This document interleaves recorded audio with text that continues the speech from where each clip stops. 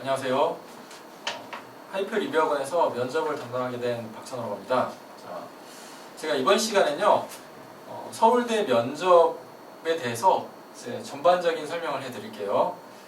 이제 칠판에 보시다시피 이제 서울대 면접이 어떻게 진행되는지 이제 말씀을 드리자면요, 이제 첫 번째 이제 모집 단위요. 이게 인문대나 아니면 이제 경제학과를 제외한 뭐 나머지 사회과학대학 그리고 이제 인문계열의 사범대, 여기서는 이제 사회과학 지문과 그리고 이제 인문학 지문이 같이 출제가 됩니다. 그리고 이제 경제학과나 경영학과 같은 경우는 사회과학 지문이 출제가 되고 그 다음에 수학 지문도 출제가 됩니다.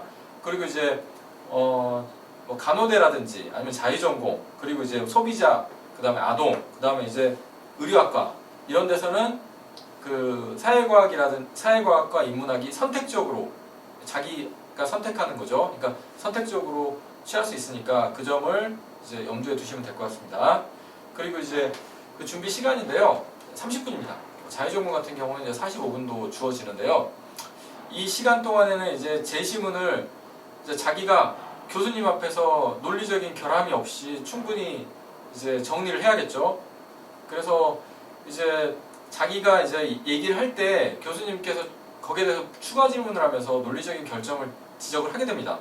그러니까 이 시간 동안에는 그러니까 상대방이라고 하면 교수님이겠죠. 교수님께서 자기의 어떤 결함을 갖다 지적을 할 때 허점이 없도록 충분히 생각을 하고 정리를 해야 됩니다. 그 다음에 이제 발표 시간인데요. 15분이죠. 근데 이 시간 동안에는 이제 자기가 30분 동안에 생각한 걸 바탕으로 해서 교수님께 얘기를 하고요. 교수님께서 이제 거기서 추가 질문을 해요. 그럼 거기 답변을 하겠죠. 근데 보통은 여기서 끝나지 않아요. 다시 교수님이 재질문하는 경우가 많아요. 재질문, 재질문 계속해서 이게 하다 보니까 그래서 서울대 면접이 좀 어렵습니다. 그리고 이제 그 15분 동안에 이렇게 교수님과 얘기를 나누면서 재질문과 관련해 가지고 그 얘기를 하는 게 끝나는 경우가 있어요. 그러면 이제 남은 시간 동안에는 교수님께서 인성 관련해서 질문을 하니까 그 점도 어느 정도 인식을 하고 있어야 됩니다. 그 다음에 이제 서울대 면접의 특징인데요. 조금 전에도 이제 말씀드렸다시피 제시문과 관련해가지고 본인이 발표를 하면 교수님께서 이제 거기에 대해서 추가 질문을 하잖아요. 근데 계속해서 상호작용을 하면서 그 면접이 진행이 돼요. 이제 어떻게 보면은 이제 연대나 고대도 이렇게 제시문 면접이 있는데 상대적으로 서울대 같은 경우는 이 상호작용이 굉장히 심화되니까 이 부분은 특히 주의를 해야 됩니다.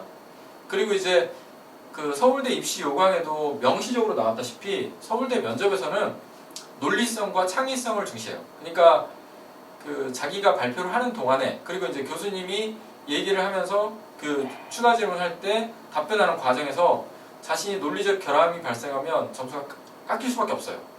그리고 이제 서울대에서는 분명히 이제 여기 창의성이라는 부분을 분명히 측정을 한다고 그랬어요. 그러니까 일반적으로 예상되는 그런 답변도 물론 점수가 되겠지만 그렇지 않고서 자기만의 어떤 독특함을 갖다 드러내도 그게 이제 가점이 되니까 그 부분도 충분히 이제 인식을 하고 있어야 됩니다. 그 다음에 이제 서울대 그 기출문제를 뭐 보신 분들도 꽤 있을 것 같은데요. 이제 거기서 답을 하는 과정에서 본인이 지원하는 학과와 관련돼서 답을 할 수도 있어요. 그러니까 특히나 이제 해결 방법을 갖다 제시해봐라.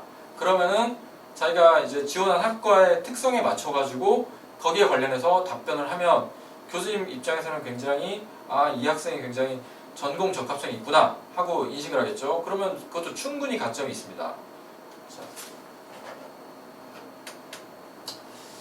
그리고 이제 구체적으로 기출문제의 경향에 대해서 제가 이제 여기다 올려놨는데요. 첫 번째로 서울대의 특징은 비교 문제가 나와요. 요약 문제는 안 나온다고 봐야죠. 이제 비교 문제는 제시문이 보통 두 지문이 나와요. 어떨 때는 한 지문이 나올 때도 있고 어떨 때는 세 지문이 나올 때도 있는데 평균적으로는 두 지문인 것 같아요. 근데 이제 이렇게 두 지문이 나오면 아니면 세 지문이 나오면 이 각각이 어떤지에 대해서 비교해봐라 이렇게 나오는 경우가 있어요.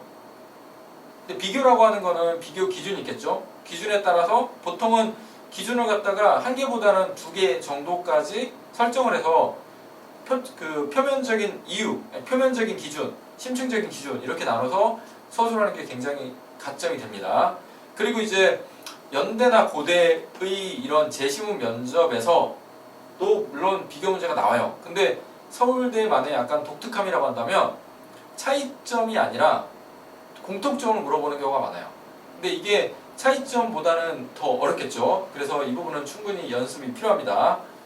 그 다음에 이제 비판 문제인데요. 어떤 경우에는 재시문의 어떤 주장이 나오겠죠. 그 주장에 대해서 본인이 한번 자 반박해봐라, 아니면은 뭐 옹호해봐라, 뭐 이런 식으로 문제가 출제가 돼요. 그런데 어떤 경우에는 이제 뭐 가라고 하는 재시문의 입장에서 나의 입장, 그 재시문의 입장에서 나를 갖다가 한번 비판해봐라, 이런 식으로 나옵니다.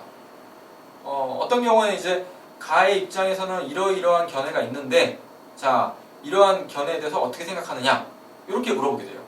그러니까 좀 어떻게 보면은 이제 재시문의 내용을 갖다 숙지한 상태에서 그 재시문을 활용해가지고 비판하거나 아니면은 자신만의 어떤 그 관점에서 재시문 자체를 갖다 비판하거나 이런 능력이 필요한 거죠.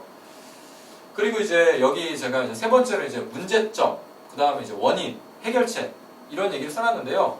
이거를 동시에 물어보는 문제는 많지 않습니다. 오히려 이제 이 중에 한 부분 내지는 두 개를 갖다가 엮어가지고 출제가 되는 경우가 많아요. 근데 보통은 이제 문제점이라는 표현보다는 서울대에서는 한계라는 표현을 많이 써요. 그러니까 그 전반적으로 봤을 때는 개인적인 한계 아니면 뭐 어떤 사회적인 한계 이런 얘기가 나오고요. 그거에 대해서 해결책을 제시해봐라고 하는 경우도 있어요. 어떨 때는 그냥 한계만 얘기해봐라 이렇게 나오는 경우도 있습니다. 그래서 근데 이제 이 그 문제점 내지는 한계를 갖다가 이제 해결을 하려면 그 중간 과정으로 원인을 분석하는 게 필요할 수도 있어요. 그러니까 이 세 개는 동시에 그 연결되는 거니까 꼭 그 확인을 하셔야 됩니다.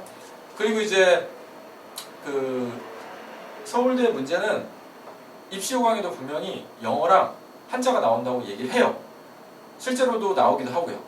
근데 이제 최근 트렌드는 영어가 좀 최근 한 2년 정도는 좀 약간 좀 안 나오는 경향이 있는데 분명히 여태까지 나왔고 입시 요강에서 나온다고 하니까 올해도 그거에 대해서는 준비를 해야겠죠. 근데 한자 같은 경우는 제가 볼 때는 크게 이게 문제가 되는 것 같지 않습니다. 그리고 이제 제가 이제 마지막으로 이제 문학작품 필독이라는 얘기를 했는데요. 그게 이제 사회과학 지문에서는 안 나오겠죠. 인문학 지문에서 이제 자기가 읽었던 독서 경험 내지는 명시적으로 문학작품을 바탕으로 해가지고 재시문과 관련해서 답변을 해봐라, 이렇게 이제 출제가 됩니다. 그럴 때는 당연히 문학작품을 알고 있는 게 분명히 가점이 아니라 당락을 결정하겠죠. 그러니까 이 부분도 반드시 서울대 면접을 준비한 학생이라면 한 권, 두 권, 세 권, 많으면 많을수록 좋겠죠. 그래서 그 문학작품에 있는 인물, 그리고 이제 그 작품의 어떤 주제라든지 이런 것들에 대해서 공부를 하셔야지만 충분히 대비가 될 것 같아요. 그리고 이제 또 이제 제가 배경지식 필요라는 말을 썼는데요. 이것도 마찬가지로 이제 연대 고대 문제는 재시문 자체가 길어요. 그러다 보니까 재시문을 활용해가지고 답변을 해도 어느 정도는 얘기를 할 수가 있어요. 근데 이제 기출문제를 보신 분은 알겠지만 서울대 문제는 짧아요. 그렇기 때문에 거기에 있는 내용만을 가지고 2분 30초 내지 3분 동안 얘기를 할 거리가 별로 없어요. 거기 있는 내용만 얘기하면 그리고 솔직히 좀 빈약한 답이 되겠죠. 그래서 그 얘기를 하는 과정에서 필요한 배경 지식은 반드시 알고 있어야 됩니다. 그러니까 이제 본인이 여태까지 독서 경험이라든지 아니면 이제 글쓰기를 통해 가지고 그 얻은 배경 지식들 있잖아요. 그거를 충분히 활용해서 이 면접장에서 얘기를 해야지만 교수님들이 좋아하겠죠. 그 다음에 이제 아까도 이제 요강에서 분명히 이제 창의성을 요구한다고 했어요. 그러니까 어떻게 나오냐면요. 최근의 문제는 뭐냐면 재시문에 4명의 사람 내지는 동물이 등장해요. 그런데 그 재시문에 나온 이 4명 중에 이 재시문을 읽어야 될 사람 또는 동물 2명을 갖다 선택하고 이유를 제시하라고 해요.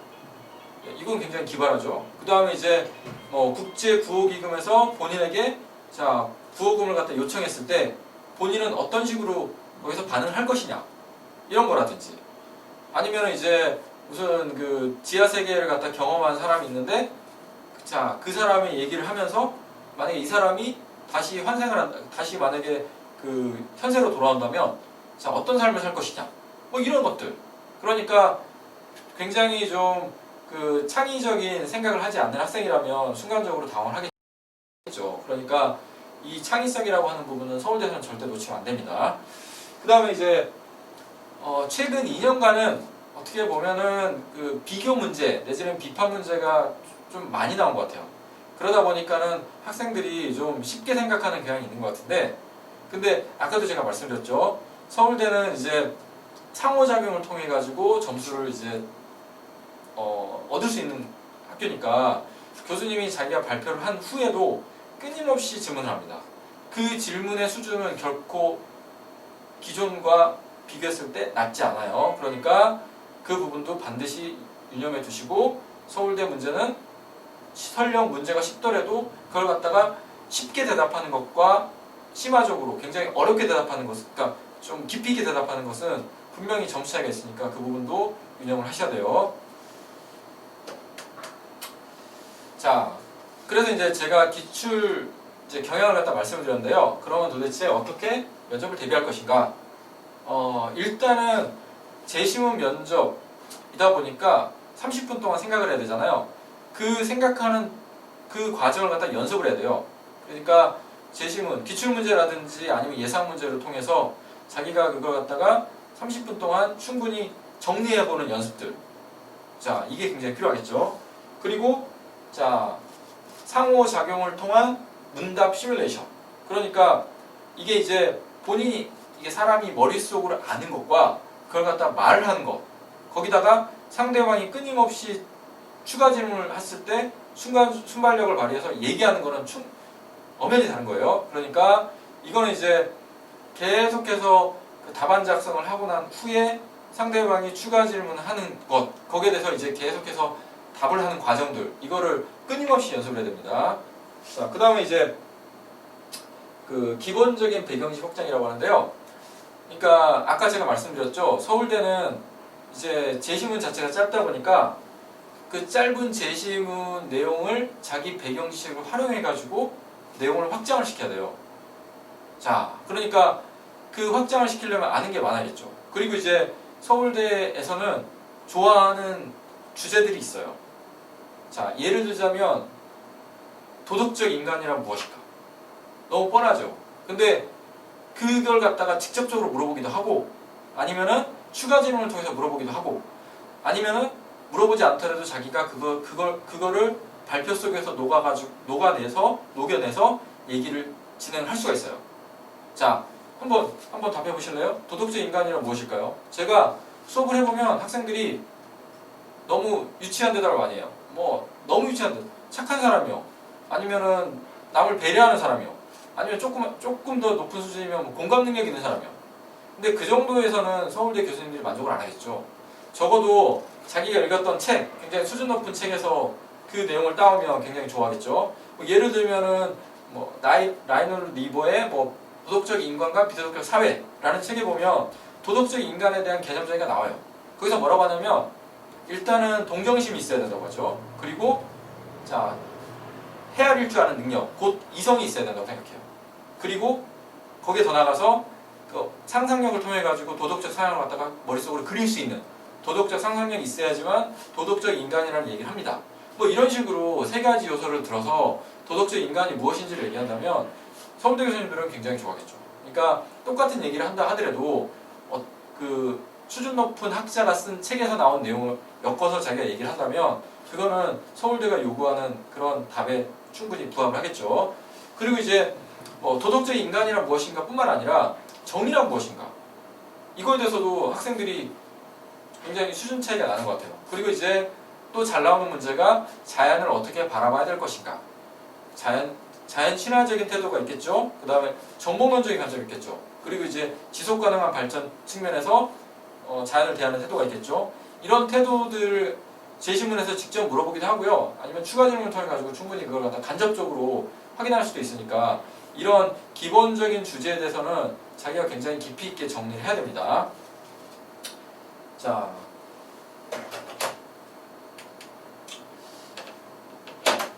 이 부분을 바탕으로 해서요. 자, 저 하이퍼 리뷰 학원에서는 서울대반을 개강을 합니다. 여기 나온 것처럼 매주 토요일에 자, 오후 2시에서부터 6시까지 총 6회가 진행이 돼요. 자, 그리고 이제 단 정원은 너무 많으면 이게 좀 제대로 원활하게 되지가 않아요. 보통 뭐 논술학원이라든지 이런 데서는 대형 강의가 많잖아요. 근데 이제 저희 학원에서는 철저하게 5명 이내로 제한을 해서 학생들이 집중할 수 있게끔, 그리고 충분히 이제 거의 1대1의 효과가 나게끔 그렇게 진행이 됩니다. 그리고 이제 저희 학원에서는 아르바이트생을 쓰지 않습니다.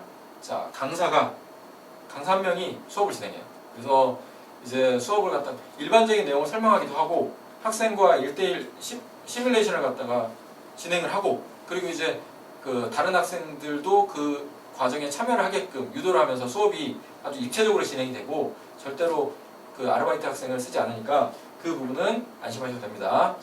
자, 여기까지 제가 이제 말씀을 드렸는데요. 그 서울대를 갖다 준비한 학생들은 특히나 이제 해외고 학생이라든지 아니면은 검정고시 학생이라든지 이런 학생들은 아직 서울대 면접에 대해서 좀 친숙하지 않을 수 있으니까 그런 학생들은 특히나 이제 도움을 많이 받을 것 같아요. 그리고 이제 다른 학생들도 물론 혼자서도 공부하는 게 필요하지만 객관적으로 자기 수준이 어느 정도인지를 이제 학원에서 충분히 가늠을 한다면 합격에 좀 더 가까워질 수 있으니까 자, 그 부분도 고려를 하시면 좋을 것 같아요. 자, 이상으로 제가 이제 서울대 면접에 대해서 자, 설명을 해드렸습니다. 자, 감사합니다.